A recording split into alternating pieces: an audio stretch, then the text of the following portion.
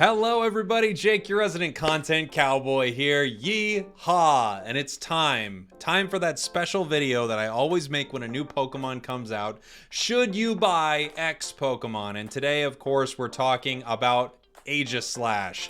Aegislash is a really cool Pokemon that they just added to this game. I had a ton of fun playing it. I streamed for about 6 hours or so, almost exclusively on this Pokemon, and I have some thoughts. I'm gonna have some gameplay up as I'm speaking here. All right, this is from my stream earlier, so I'm not playing right now. There's another Jake playing right now. If I use the magic of turning off my camera, you can see other Jake right there. What were you doing, other Jake? All right, so anyway, I played Decidueye for...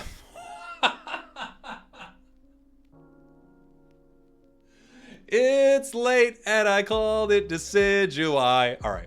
I played Aegislash for a long time, and I have some thoughts about it. First off, it is a 10,000 coin Pokemon just added to the game. It's the newest all-rounder added. I feel like it feels similar a little bit to a Zarina, but it's also pretty bursty. So it kind of has this burst damage that you kind of get from, honestly, I feel a little like Gengar when I play it at times. So it feels like a mix between this combo-y nature and then a lot of burst damage. And then you feel pretty tanky at times too, and you're healing yourself. And that's, I think, where the Zarina vibes kind of come in. So this Pokemon is in an interesting place. I don't know where exactly it would fit in the meta. So if you're wondering where this Pokemon will be competitively, there are basically two options, and that's going to be the jungle or that's going to be the top lane.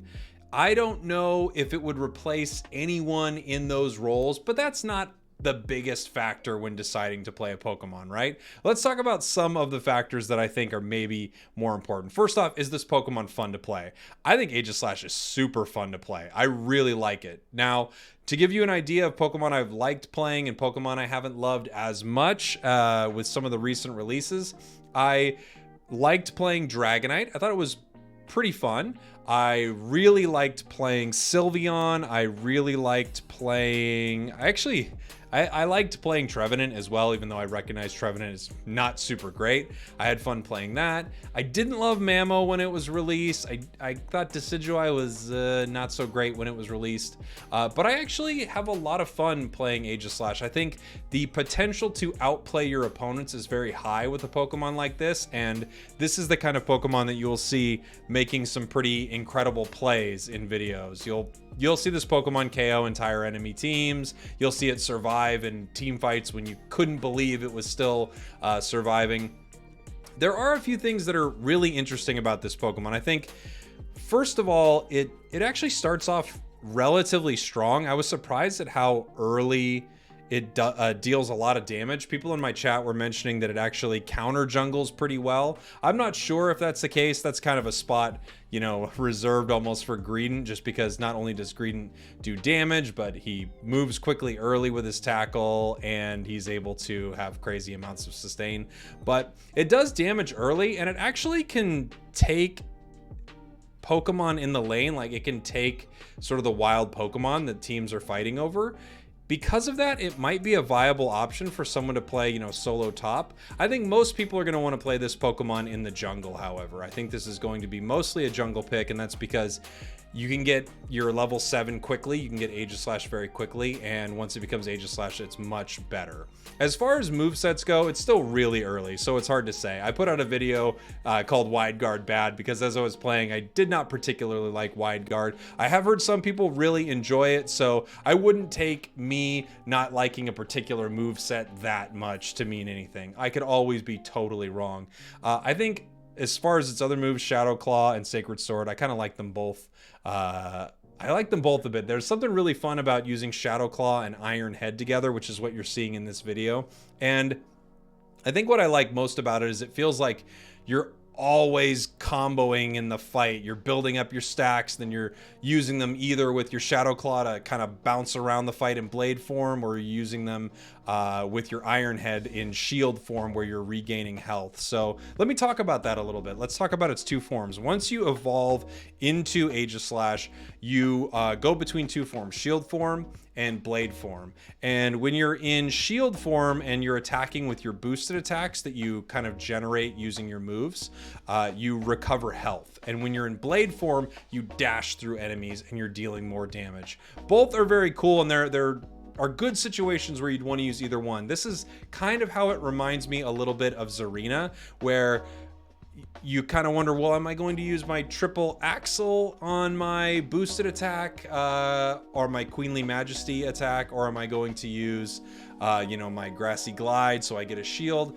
Aegislash kind of feels a little bit like that. So that's why I'm getting those Zarina vibes to it, because you think, okay, well, I've got my stacks here. Well, I really want to use them when I'm in blade form so I can slash all the enemies. Or I'm kind of low on health and I'm trading a little bit here. Oh, I actually want to use them when I'm in shield form so I can recover health. It has a really cool sort of, it's not, I wouldn't say two play styles about it. I would say it's one character and you're switching between these forms, but each form feels a little different as you're battling here. Its Unite move is pretty cool. I wish it dealt a little more damage, but then if it dealt a little more damage, it would be pretty nutty. I've heard that it secures objectives pretty well. I secured a couple Zapdoses with it as I was playing. I don't know if that's the best use of that move. It actually feels like the best use of its Unite move is to maybe KO someone and get you some boosted stacks, which would be great, but more importantly, use your Unite and just become really powerful for a little while so that when you're fighting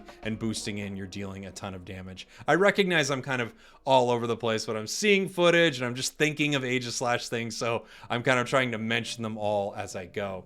Again, yeah, you'll probably play this Pokemon in the jungle. I think that's where most players outside of coordinated teams are going to find the most success with it. Coordinated, I would guess it would be top lane if it's anywhere. That's just my guess, but I would be happy to see it in other places if it fit into the meta.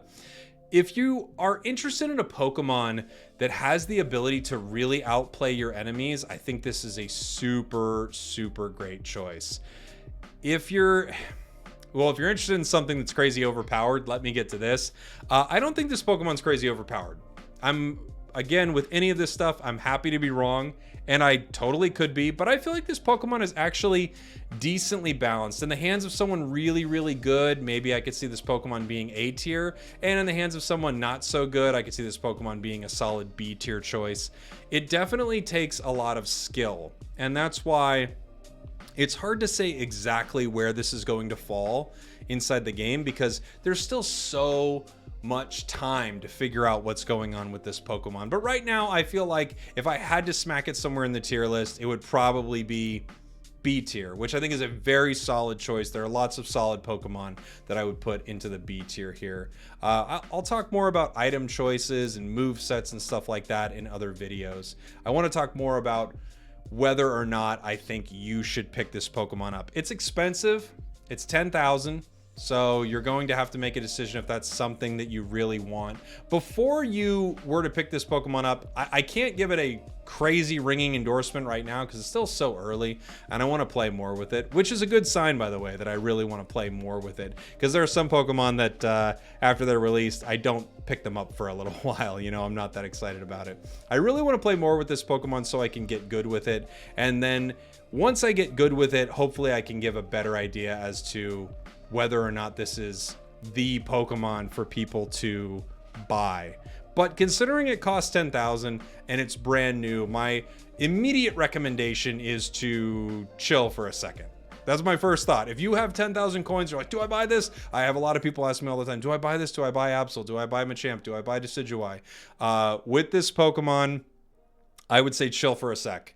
Just wait for a little bit. You're going to see a lot of content. People are very excited when a new Pokemon comes out. You're going to see a lot of cool stuff, and you're going to hear some, super negative stuff as well. That's always to be expected. But I would, if you have only a certain amount of coins here, I feel like I get KO'd here, right, by this Talon. It looks like he's going to KO me.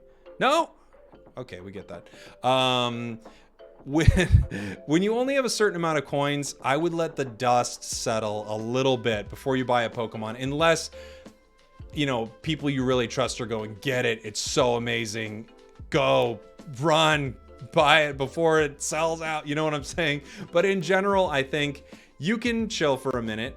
It's good, maybe great in the right hands, maybe really great, fun to play, but 10,000 coins, and if, you know, you're only playing this game free to play, I think it is... I was about to say it behooves you. I think it behooves you to, again, wait for the dust to settle a little bit on a new Pokemon before you decide whether or not you're going to jump in right away. You're seeing a lot of footage of it right now, again, where I was having a really great time playing it. If what's happening inside this match looks exciting, if you like the comboing of those moves, then I would maybe move it up a couple rungs on the should I buy it list. If this isn't your kind of playstyle, like if you didn't fall in love with Zarina basically, or to a much lesser extent Gengar, it has a few things that feel Gengar-y to me. If you didn't fall in love with that, I would chill. Wait a sec. I would love to hear what you think in the comments. In fact, please let people know in the comments if you bought it, if you played it, what your thoughts are, because I think that will help people decide whether or not they should buy it. But my recommendation right now for Aegislash is probably at least wait a few days before we see what's going on with it. Thank you all for watching. Thank you for listening. I love you very much. More videos coming very soon.